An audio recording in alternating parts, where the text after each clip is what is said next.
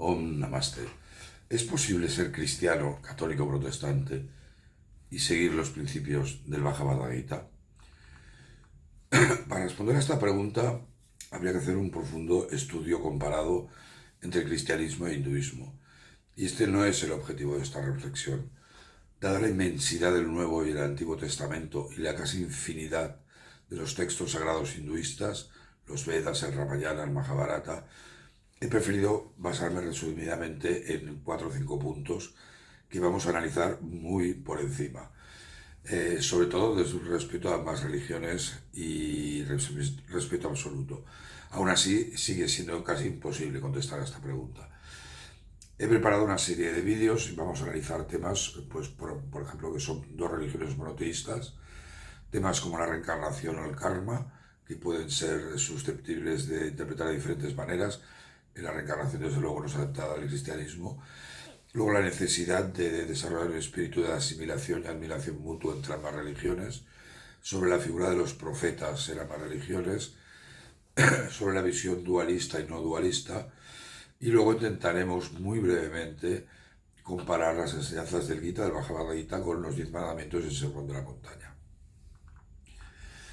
Decir también que ni el cristianismo, tanto protestantes, católicos como ortodoxos, ni el hinduismo, la filosofía Advaita, no dualista, la Advaita, la Vedanta, son bloques homogéneos. Dentro de la rama protestante han surgido cientos de ramificaciones. Muchos de los grandes samis que interpretaron al Gita crearon también sus propias escuelas, como por ejemplo Adi Shankara con la escuela Advaita Vedanta no dualista. Por ello pueden existir diferencias entre cada una de estas ramas, unas más sutiles que otras. Pero sí que es cierto es que tanto el cristianismo como la gran mayoría de hinduistas creen en la existencia de un solo Dios. En el hinduismo, Brahman, Satchitananda. Satchitananda es existencia absoluta, conocimiento absoluto y bienaventuranza absoluta. El Bhagavad Gita es muy claro.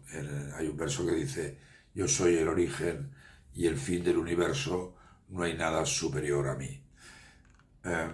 Sin embargo, es cierto que el hinduismo, y esa es una de las grandes ventajas que tiene, la flexibilidad que tiene, admite diferentes nombres y formas para representar la realidad absoluta. Por ello se ha interpretado erróneamente. Yo creo que es una religión politeísta. Pero hay que entender que esta miriada de dioses hinduistas se permite para facilitar la comprensión humana de Dios, sobre todo en el camino del Bhakti Yoga. En el siguiente verso, Krishna nos lo deja muy claro. El Señor puede ser visto como uno, concepto monoteísta, o como muchos, concepto malentendido como politeísta, ya que es en esencia el único y mismo Dios. Os leo: otros me adoran con el sacrificio del conocimiento, a quien tiene que ser visto en todas partes como uno, sería la visión no dualista, Advaita, como diferentes o como muchos, que sería la versión dualista. Recordad que esta reflexión la he hecho muy resumidamente. Tenéis varios vídeos que profundizan un poquito más en uno de cada detalle, y se necesitaría realmente todo un ensayo para comparar el cristianismo con el hinduismo.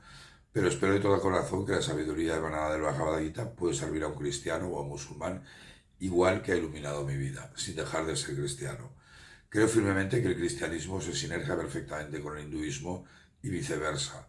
Creo además que ambas tradiciones de sabiduría, reveladas por el mismo y único Dios, Alá, Brahman o Satchitananda, como quieras llamarle, en diferentes épocas y lugares, no están limitadas por ninguna frontera, idioma, raza o credo. Y creo que la suma de los principios éticos emanados en estas y otras religiones solo pueden hacer el bien para las futuras generaciones de la humanidad. Muchas gracias. Om Namaste.